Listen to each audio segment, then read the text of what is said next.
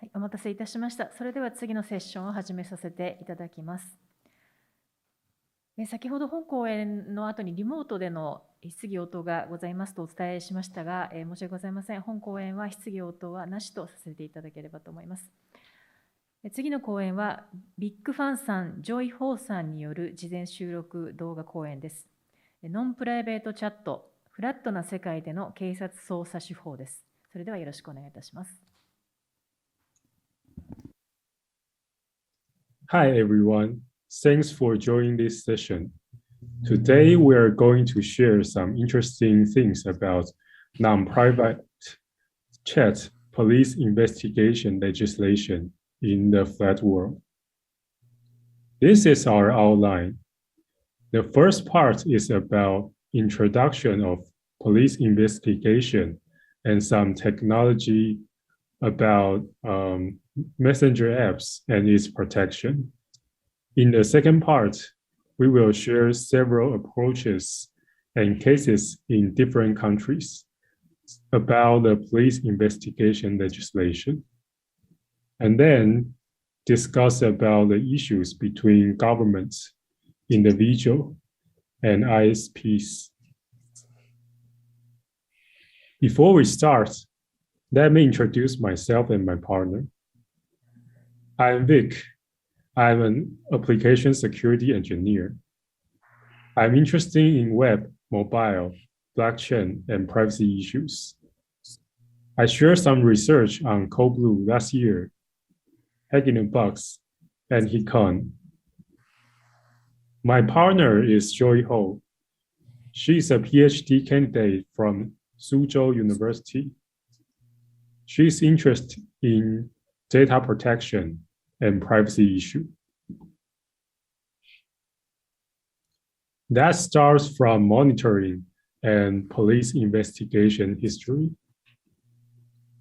About 400 BC, the earliest record about monitoring device is a spying Brazilian. Bury the Brazilian and cover a letter on the battlemouth. You can hear the vibration from the army 100 miles away or the voice nearby.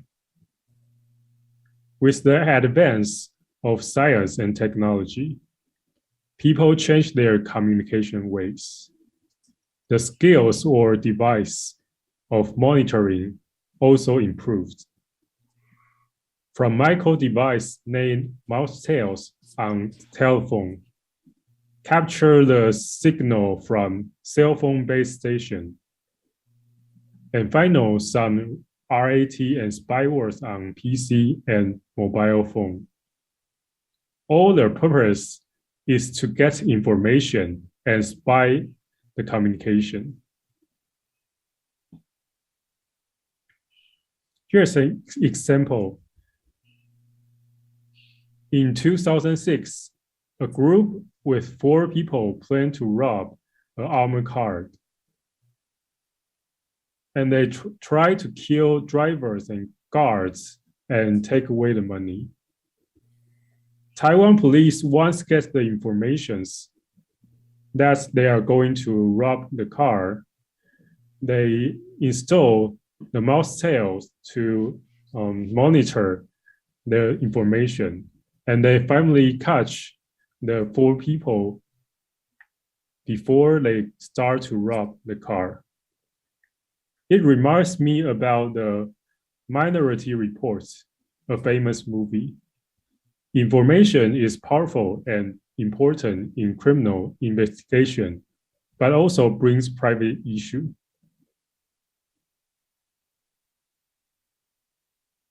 Nowadays, messenger apps are part of our daily life.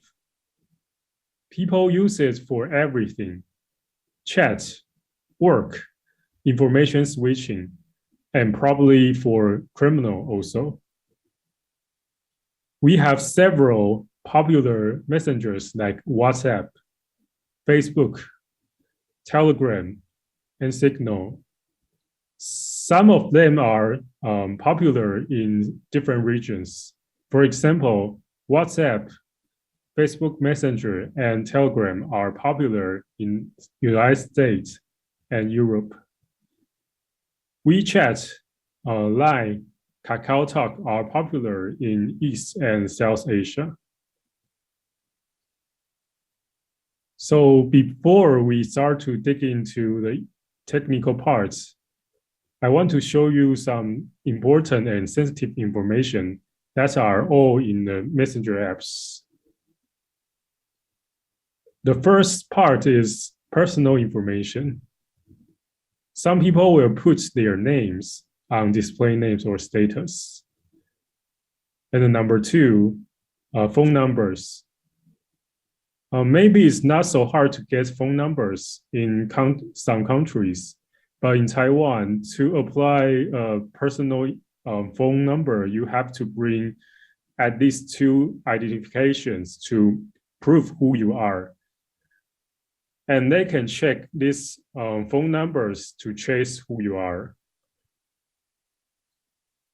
Number three, a profile. The profile is one of the easiest way to find out who you are.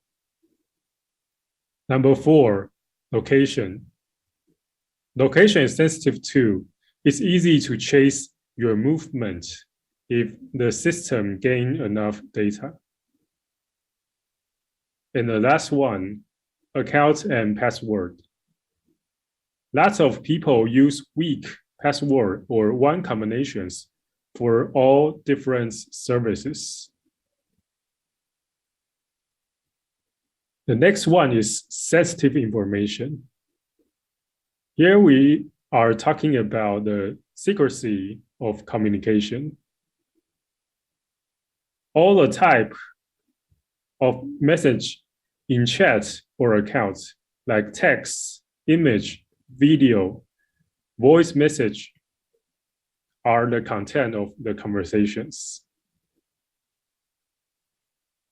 And the last one is the IP address and device information.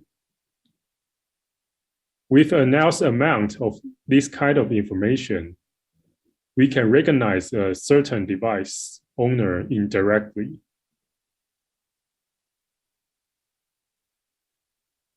So now we know there's a bunch of sensitive informations in Messenger apps. And the service provider also know about that. And they want to protect the secrecy of communications. So they deploy E2E end-to-end encryption in Messenger apps. So what is E2EE? Here's the flow about E2EE.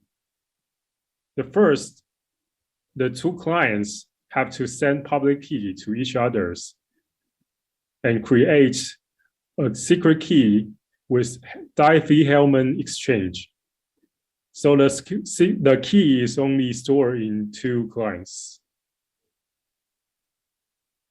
And the step two, one of the clients will use the private key to encrypt messages and send it to the other client.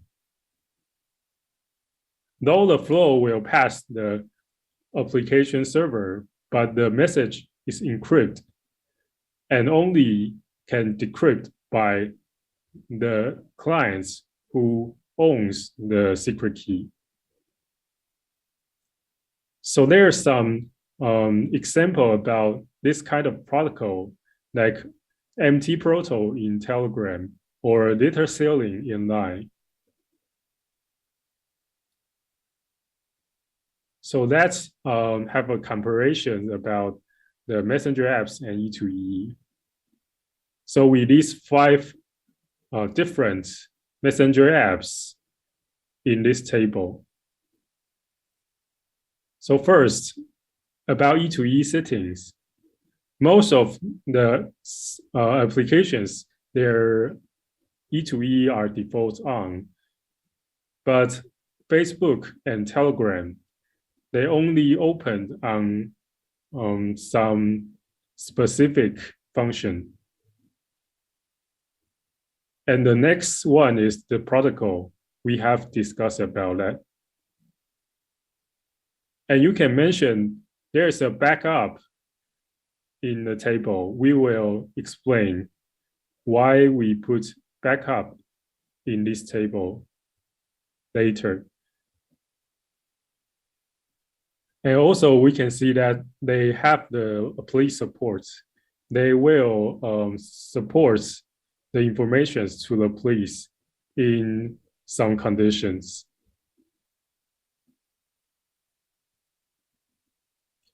Then we dig into the messages.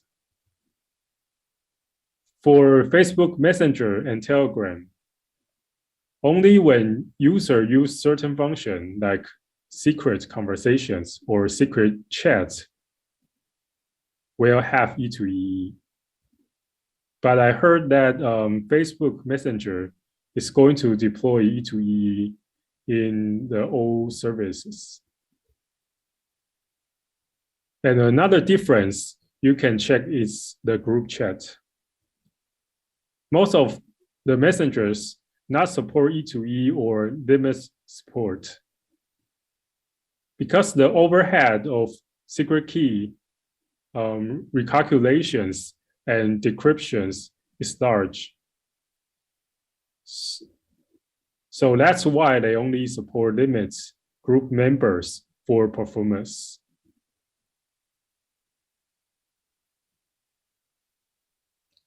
And then we'll discuss about the backup.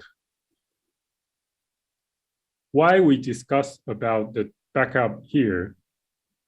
Because actually, user, when they receive an encrypted message, they will decrypt the message.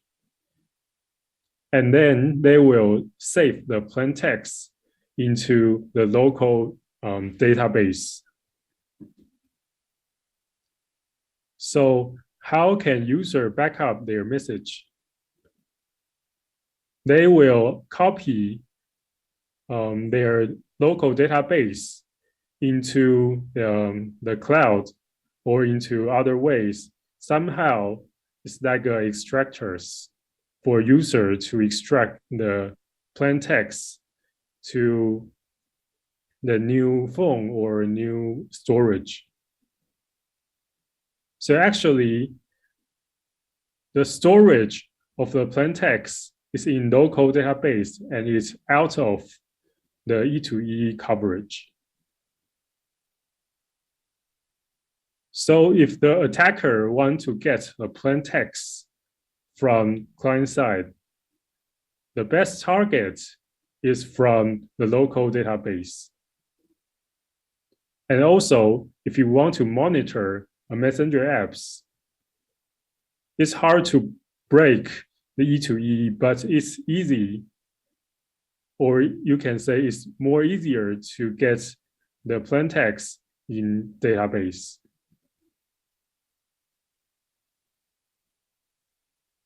So that has a little summarize about how can the attacker or monitor try to get the messages.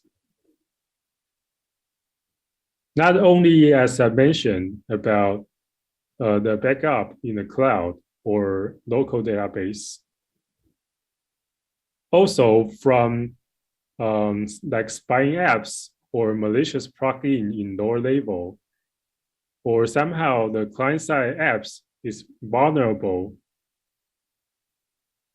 they have a chance to get the plain text messages from the client side. And on the server side, the situation is more complicated. Besides the vulnerabilities, probably they will have developers backdoors or monitoring systems that can decrypt some messages and provide it to authority.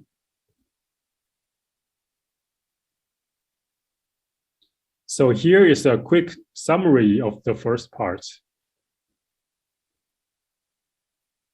I share about why message apps matters in police investigation, It's all about the information.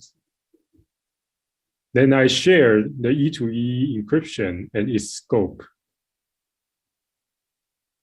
Then the technical possibilities on spying apps needed in police investigations or other ways could get the informations.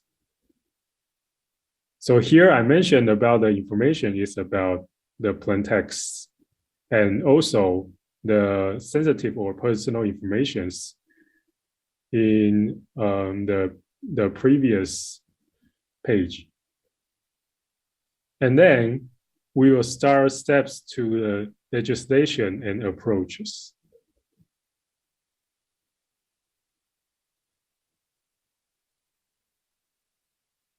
And here I will introduce my partner, Joy, to start to introduce about this part.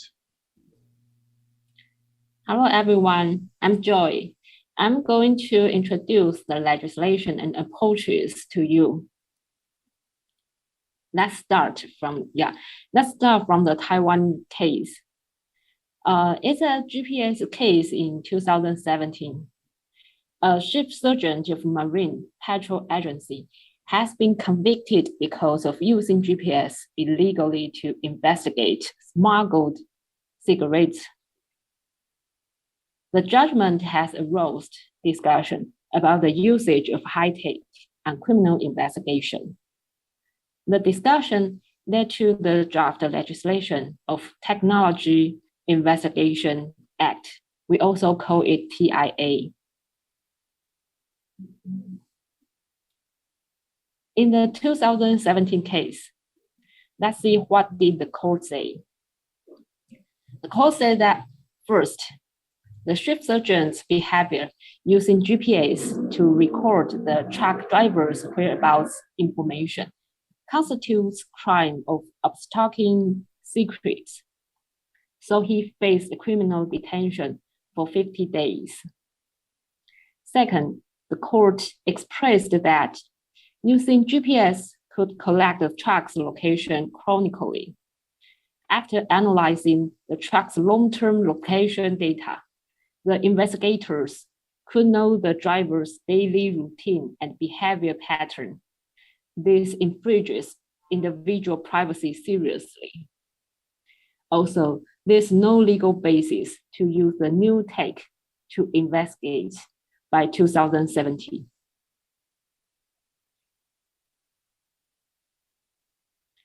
Now we are going to introduce the idea of private space in TIA. People could have privacy in an independent, confined space, and that the individual must have the reasonable expectation for privacy. So we could see the picture that inside the car, the internal space of the car is private space, but outside the car is public, and people have no privacy expectation over it. We wonder how could this idea work by telephone. So you can see by the right-hand side, most communication software provides encryption function, just like what Vic introduced to us. And it is point-to-point encryption. The TIA now in Taiwan allow investigative agencies and police to perform communication monitoring by implanting children programs on mobile phones, computers, or tablets or other device site.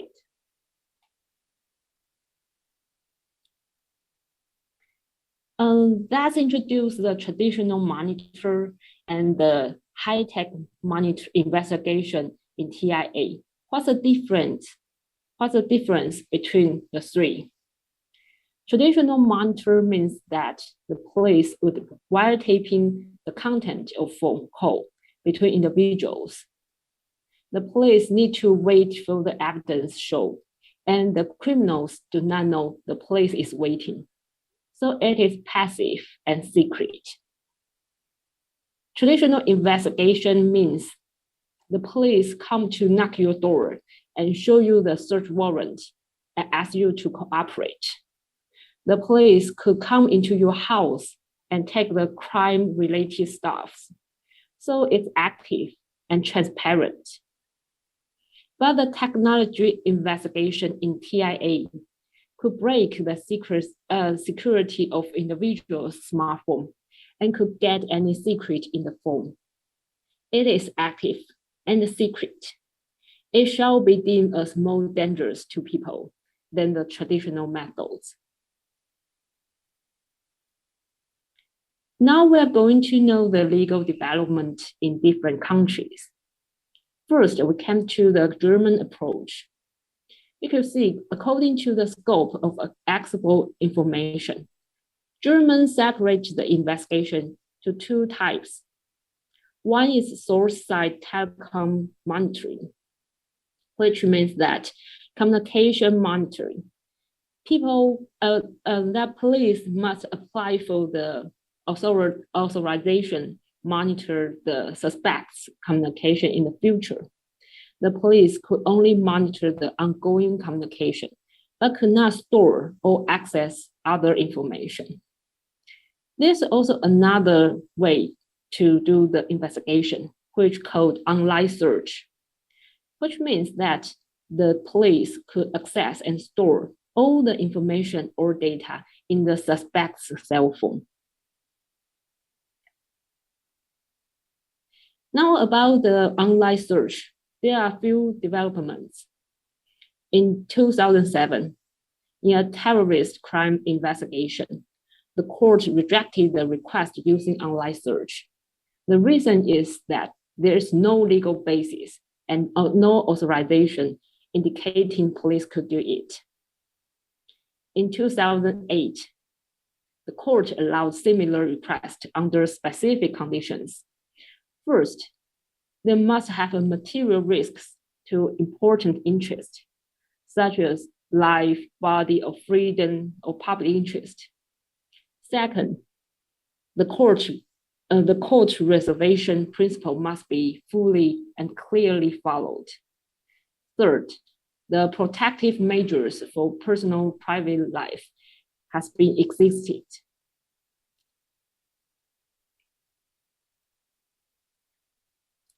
In 2016, the court allowed the request for preventing the international terrorism. The condition is, first, the proportional principle must be followed. Second, they need to provide the remedy mechanism for protecting individuals' rights. Third, there must be a legal obligation to destroy the access to personal information. In 2018, the criminal procedure law has been amended and the online search has been added as Article 49, Secret Intervention of Information Technology System. Now we come to Japan.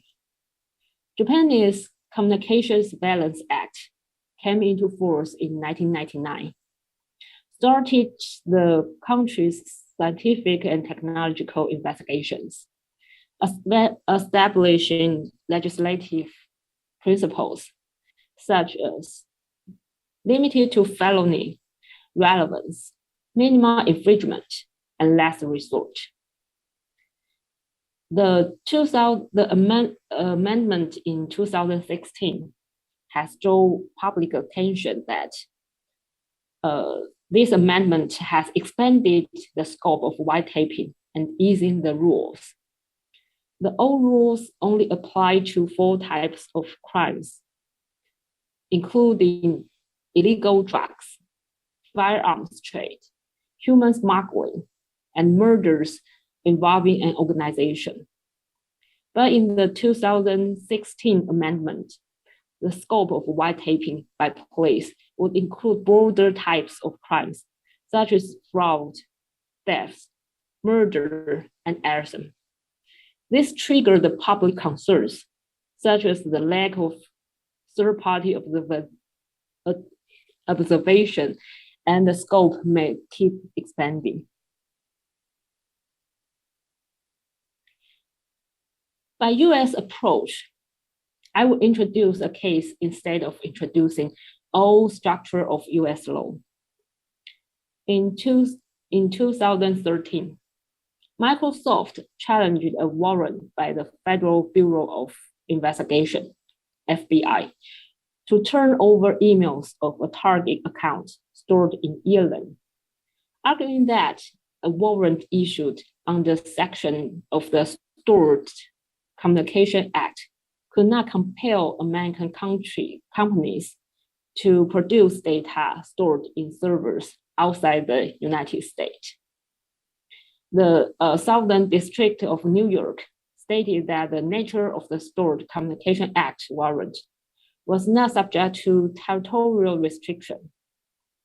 And Microsoft appealed in the United States Court of Appeals for the Second Circuit, who found in favor of Microsoft by 2016 and invalidated the warrant.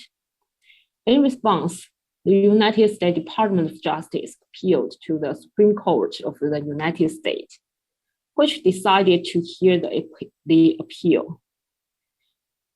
But while the case is still pending in the Supreme Court, there's a new law which called Clarifying Lawful Overseas Use of Data Act, which also called Cloud Act. The act passed in 2018, which allowed federal law enforcement to compel U.S. companies to provide data stored in the servers, regardless of whether they are stored in the U.S. or on foreign soil.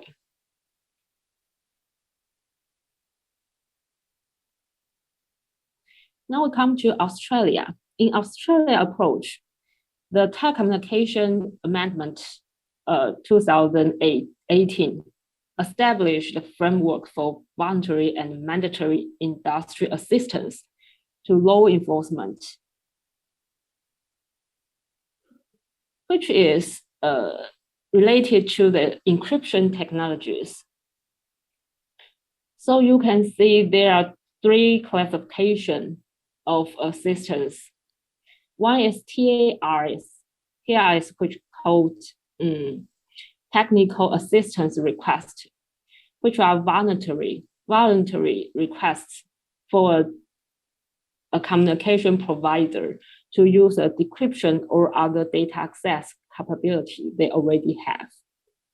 Second is TANs, which are compulsory notice for a communication provider to use a capability they already have.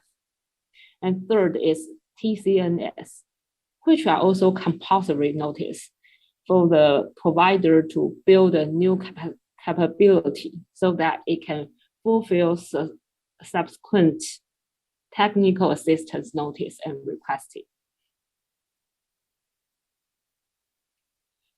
When we talk about the issue between government and individual, the threat monitoring investigation will definitely infringe in individual privacy.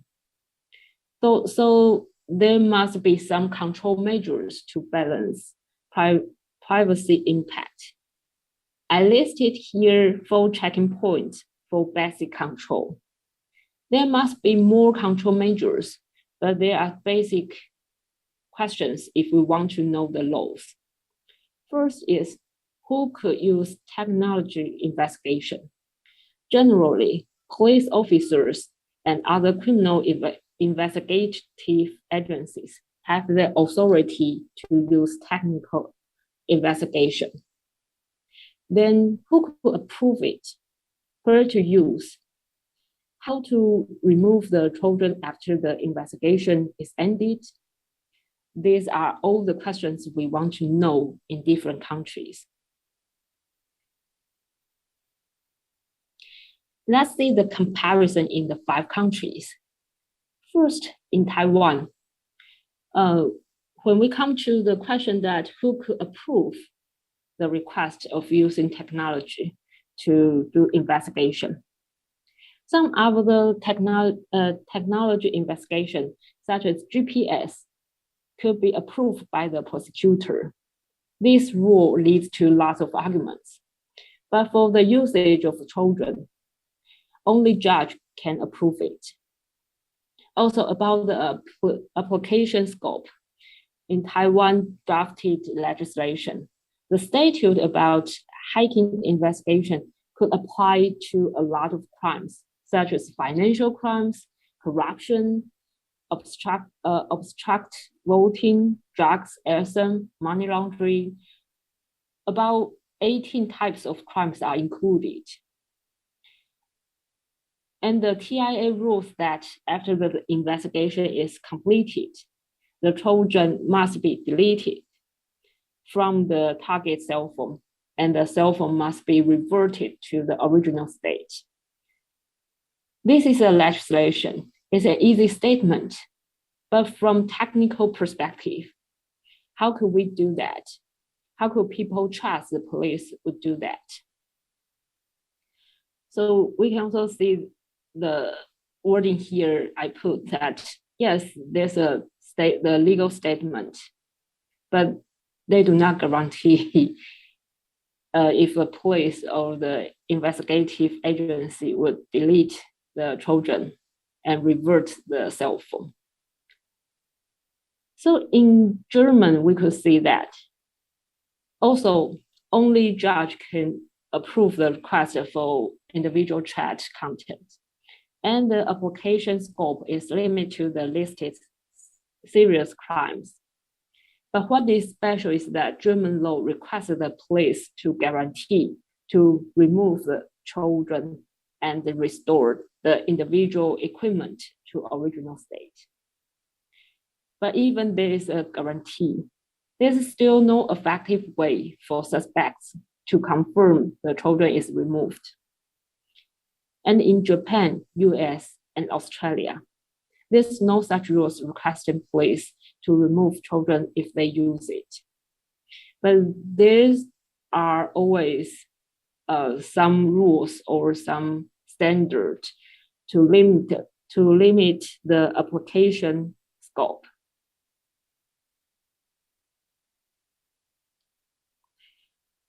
Although technology companies have been actively strengthening user data protection and providing better encryption measures in recent years, law enforcement agencies in many countries have taken a negative attitude and have begun to formulate rules requiring technology companies to cooperate with the government to provide user data decryption to protect national security. So the issue here would be the relationship between government and ISP companies. Could government request or compel ISPs to provide users communication content? How about in different jurisdictions? Do ISP have the legal obligation to leave a backdoor for police need? These are what we want to ask.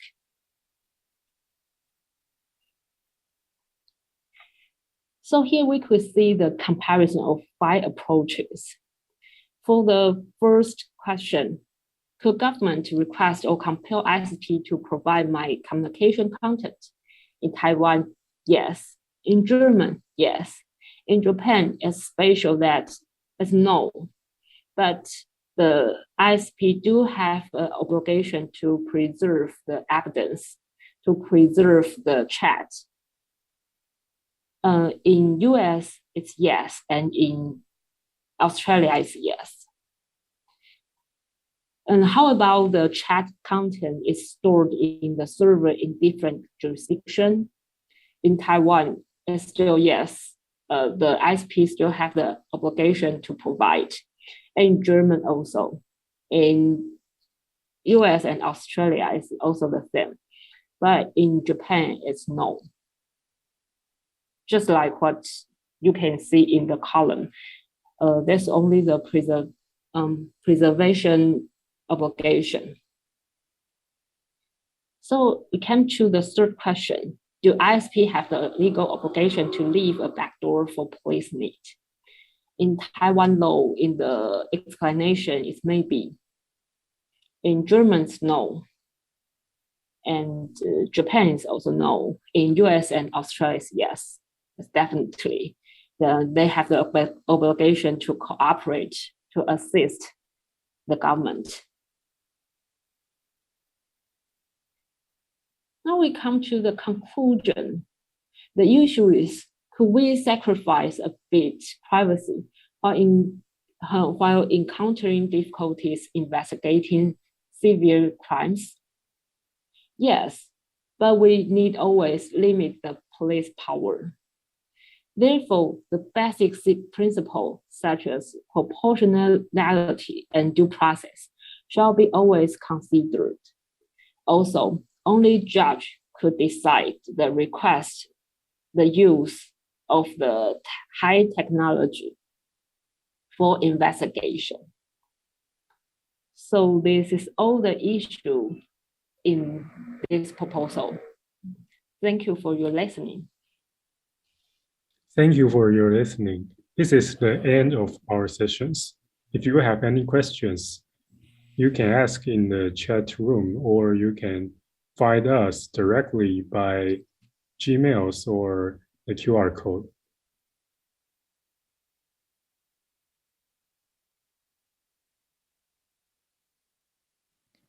はい、ヴィックさん、ジョイさん、ありがとうございました。